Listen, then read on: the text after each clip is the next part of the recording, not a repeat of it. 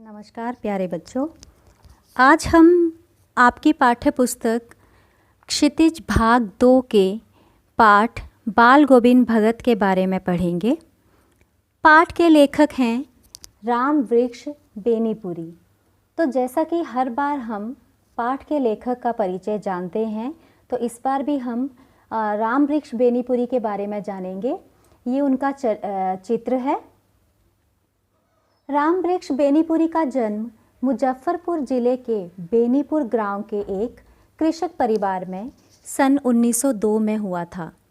इन्होंने कहानी, नाटक, उपन्यास, रेखाचित्र, यात्रा विवरण, संस्मरण एवं निबंध आदि गद्य विधाओं में विपुल साहित्य की रचना की। इनकी भाषा में तत्सम, तद्भव, देशज शब्दों, मुहावरों का ऐसा अनूठा प्रयोग मिलता है कि इस कारण इन्हें शब्दों का जादूगर भी कहा जाता है। इन्होंने बहुत से, जैसा कि हम पहले भी जान चुके हैं कि उपन्यास, रेखाचित्र, यात्रा विवरण आदि लिखे हैं। तो उसमें से कुछ प्रमुख मैंने यहाँ लिए हैं। उपन्यास हैं पतितों के देश में, कहानी संग्रह है चिता के फूल, निबंध संग्रह गेहूं और गुलाब, मशाल, रेखाचित्र माटी की मूर्तें। बच्चों, इनका निधन 7 सितंबर 1968 में हुआ था।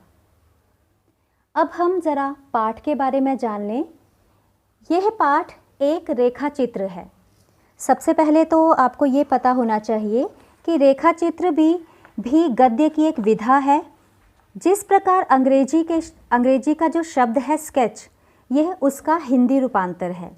जैसे स्केच में रेखाओं के माध्यम से किसी व्यक्ति का चित्र बनाया जाता है, व्यक्ति या वस्तु का चित्र बनाया जाता है, वैसे ही शब्दों के माध्यम से व्यक्ति के व्यक्तित्व को प्रस्तुत किया जाता है। इस रेखा चित्र के माध्यम से लेखक ने एक ऐसे विलक्षण चरित्र का उद्घाटन किया है जो जीवन में आने वाले हर उतार चढ़ाव, हर परिस्थितियों को सहजता से लेता है। इस पाठ में सामाजिक रूढ़ियों पर भी प्रहार किया गया है। सच्चे साधु के गुणों का वर्णन भी यहाँ किया गया है और गांव की संस्कृति का सजीव चित्रण यहाँ पर हुआ है। पाठ में कुछ नवीन शब्द आए हैं जिनके अर्थ जान लेना बहुत आवश्यक है। मंझोला, मंझोला का अर्थ होता है मध्यम, मध्यम अर्थात ना बहुत छोटा और ना बहुत लंबा। कमली का अर्थ है कंबल। पतोहू का अर्थ होता है पुत्र वधू, पुत्र की स्त्री। रोपनी, धान की रोपाई। जब गांव में धान को लगाया जाता है, अगर आप में से कुछ बच्चों ने देखा होगा, तो धान के खेत में खूब पानी और कीचड़ जैसा बना दिया जाता है और उसके अंदर धान की रोपाई की जाती है। कलेवा का अर्थ होता है सवेरे का जलपान। पुरवाई का अर्थ है पूरब की ओर से बहने वाली हवा। खंजड़ी डफली की तरह का एक वाद्य यंत्र होता है। मैं आपको अभी इस खंजड़ी का चित्र दिखाऊंगी। कुहासा का अर्थ है कोहरा, धुंध। बोदा का अर्थ होता है मंद बुद्धि, कम बुद्धि वाला। और संबल का अर्थ है सहारा। ये देखिए बच्चों, ये खंजड़ी का चित्र है। इससे जो थोड़ा बड़ा आकार होता है उसे हम डफली कहते हैं और खंजड़ी जो है वो हाथ में लेकर बजाए जाने वाला यंत्र है। यहाँ अब इस पाठ में हम पढ़ेंगे कि किस प्रकार बाल गोविंद भगत का चित्रण जो है लेखक ने यहाँ पर किया है। सबसे पहले तो उनकी वेशभूषा, उनका वो जो स्वरूप है उसका वर्णन किया गया है कि बाल गोविंद भगत जो हैं वो मझोले कद के, मझोला कद मतलब ना बहुत लंबा और ना बहुत छोटा, मझोले कद के गोरे चिट्टे आदमी थे। उम्र 60 से ऊपर की थी और बाल पक गए थे। उनका चेहरा सफ़ेद बालों से जगमग रहता था। कमर में लंगोटी बांधे रहते थे और सिर पर कबीर पंथियों जैसी कनपटी टोपी पहनते थे, जैसा कि आप इस चित्र में देख रहे हैं। सर्दियों में वे काला कंबल ओढ़ लेते और मस्तक पर चंदन, गले में तुलसी की जड़ों की माला बांधे रहते थे।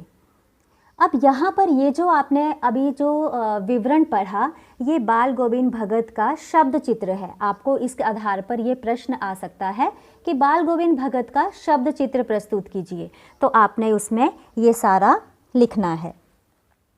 इस पाठ में गांव की संस्कृति का चित्रण भी अच्छी प्रकार से मिलता है, जैसे खेतों में धान की रोपनी का दृश्य, गांव में प्रभात फेरियों का दृश्य।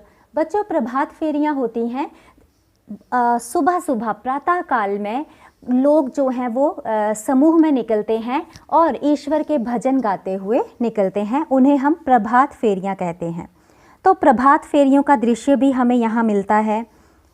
साथ ही गांव में नृत्य संगीत का चित्र, ग्रामीण जीवन की सजीव झांकी यहाँ पर हमें देखने को मिलती है। इस पाठ में आप ये भी पढ़ते हैं कि बाल गोविंद भगत वास्तविक रूप से साधु की जो सारी परिभाषाएं होती हैं उस पर खरे उतरते हैं। क्यों खरे उतरते हैं?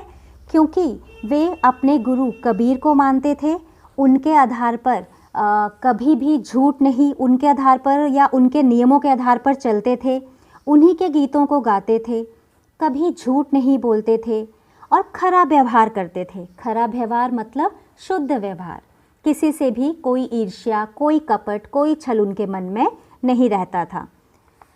तो इस प्रकार यहाँ पर बाल गोविंद भगत के व्यवहार की विशेषताएं भी बताई गई हैं। इस आधार पर भी आपको प्रश्न आ सकता है। उसके बाद आप पाठ में पढ़ते हैं उनकी दिनचर्या के बारे में।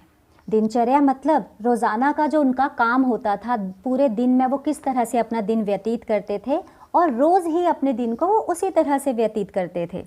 जैसे आप लोग समय सारणी बनाते हो, तो कभी कभी आप उस समय सारणी का अनुपालन नहीं भी करते और उसे छोड़कर आप कई बार सोचते हो कि आज पढ़ने का मन नहीं है तो आज हम छोड़ देते हैं, रहने देते हैं। परंतु बाल गोविंद भगत ऐसा नहीं करते थे। जो उनका नियम बन चुका था उसी नियम पर वे चलते थे और ये उनकी जो दिनचर्या थी वह लोगों के अचरज का हमेशा कारण बनी रहती थी।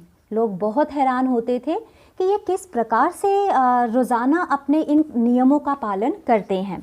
जैसे सवेरे उठकर गंगा स्नान करने जाना और पैदल जाना बहुत दूर, खेती बाड़ी में जुटे रहना, कभी किसी की चीज़ को बिना पूछे नहीं छूना, सवेरे उठकर गंगा स्नान को जाना और लौटकर खंजड़ी लेकर गाने गाते हुए वापस आना, संध्या समय में खंजड़ी बजाते हुए अपने सांध्य गीत गाना। जो भी खेतीबाड़ी से उन्हें प्राप्त होता था वह सारा का सारा कबीर के मठ में अर्थात कबीर के मंदिर में अर्पित कर देते थे और वहाँ से प्रसाद रूप में जो मिलता उसी से ही अपना गुजर बसर करते। तो ये जो उनकी दिनचर्या थी इससे लोग बहुत ज़्यादा हैरान होते थे। तो इस प्रकार आप पाठ में आए हुए मुख्य बिंदुओं पर जानकारी प्राप्त कर रहे हैं। तो अगला जो मुख्य बिंदु है वह ये है कि पाठ में बाल गोविंद भगत के माध्यम से सामाजिक रूढ़ियों पर भी प्रहार किया गया है। सामाजिक रूढ़ियाँ अर्थात अंधविश्वास, जो पुरानी कुप्रथाएं चलती आ रही हैं उन पर प्रहार किया गया है। बच्चों, 9वीं कक्षा में आपने कबीरदास की साखियाँ पढ़ी थी, तो साथ ही आपने कबीरदास के बारे में भी जाना था।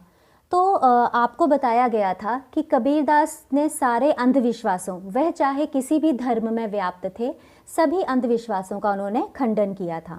तो वैसा ही क्योंकि बाल गोविंद भगत भी कबीर के अनुयायी थे तो उन्होंने भी सामाजिक रूढ़ियों को नहीं माना। अब कौन कौन सी रूढ़ियों पर उन्होंने प्रहार किया वह मैं आपको आगे बता रही हूँ। सबसे पहली कि बेटे की मृत्यु पर शोक ना मनाना। आमतौर पर हिंदू समाज में जब भी किसी की मृत्यु हो जाती है या किसी भी समाज में जब किसी अपने की मृत्यु हो जाती है तो शोक मनाया जाता है, दुख मनाया जाता है। परंतु बाल गोविंद भगत कबीर पर उनकी अगाध श्रद्धा के कारण उन्होंने अपने बेटे की, जब उनके बेटे की मृत्यु होती है तो वे शोक नहीं मनाते, बल्कि कहते हैं कि आत्मा का परमात्मा से मिलन हो गया है, ये आनंद का समय है। तो अपनी जो पुत्र वधू थी उसे भी वह रोने से मना करते हैं। दूसरी जो सामाजिक रूढ़ी थी कि उस समय यदि किसी व्यक्ति की मृत्यु हो जाती थी, महिलाओं से चिता को अग्नि नहीं दिलवाई जाती थी। परंतु बाल गोविंद भगत ने इस रूढ़ी को भी नहीं माना और अपनी पुत्र वधू से अपने बेटे की चिता को अग्नि दिलवाई। दूसरा, पुनर्विवाह। विधवा पुनर्विवाह को तो बहुत ही बुरा माना जाता था, इस बारे में तो बात करना ही बहुत दूर की बात थी, सोचा भी नहीं जाता था। परंतु जब उन्होंने अपनी पुत्र वधू के भाई जब उसका आया वहाँ पर, तो उन्होंने उसके भाई को आदेश दिया कि वह इसका पुनर्विवाह कर दे। तो ये बहुत बड़ी बात थी कि बाल गोविंद भगत ने इन सब सामाजिक रूढ़ियों पर प्रहार किया। उसके बाद आप इस पाठ में जानेंगे कि बाल गोविंद भगत का जो व्यक्तित्व है वह बहुत ही अनूठा है, बहुत ही विलक्षण है, अद्भुत है।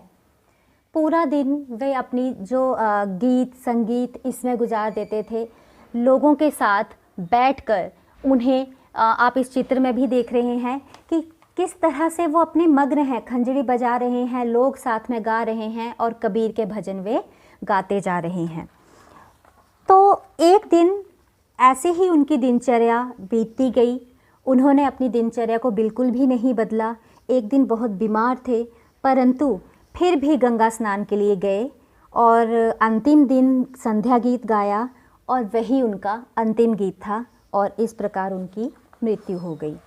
तो इस पाठ में कुछ मुख्य बिंदुओं पर चर्चा की जिन्हें हम एक बार पुनः जान लेते हैं कि एक सच्चे सन्यासी के गुण क्या होते हैं। वह हमने बाल गोविंद भगत से जाना कि सिर्फ साधु की वेशभूषा से ही कोई साधु नहीं बन जाता, बल्कि साधु के जो विशिष्ट गुण हैं वह व्यवहार में लाना आवश्यक है।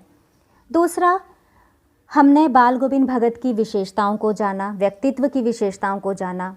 तीसरा, ग्रामीण जीवन की संस्कृति को देखा।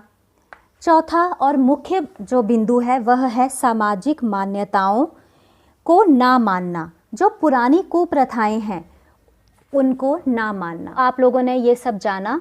इसके बाद कुछ महत्वपूर्ण प्रश्न हैं जिनके उत्तर आपको अपनी उत्तर पुस्तिकाओं में करने हैं कि पाठ के आधार पर बताइए कि भगत ने किन सामाजिक कुरीतियों का खंडन किया। ये प्रश्न बहुत ज़्यादा महत्वपूर्ण है और आपकी बोर्ड की परीक्षाओं में अक्सर पूछा जाता है। इसका उत्तर मैंने आपको अभी भी बताया है जब मुख्य बिंदु हमने रिपीट किए और उससे पहले भी। दूसरा प्रश्न है, भगत की दिनचर्या लोगों के अचरज का कारण क्यों थी। इस प्रश्न के उत्तर में आपने उनका जो रोज़ाना का काम था, जैसे सुबह गंगा स्नान के लिए जाना, किसी से कोई चीज़ जो है बिना पूछे प्रयोग में नहीं लाना, फिर कबीर के धर्म के अनुसार चलना, कबीर के नियमों के अनुसार चलना, इन सब के बारे में आप इसमें जानेंगे। पाठ के आधार पर भगत की पतोहू की विशेषताएं।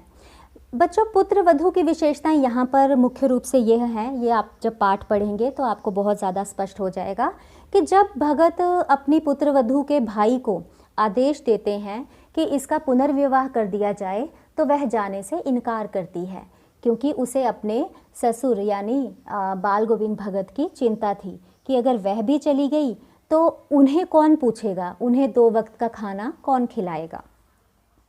अगला प्रश्न है, क्या साधु की वेशभूषा धारण करने से कोई व्यक्ति सच्चा सन्यासी बन सकता है।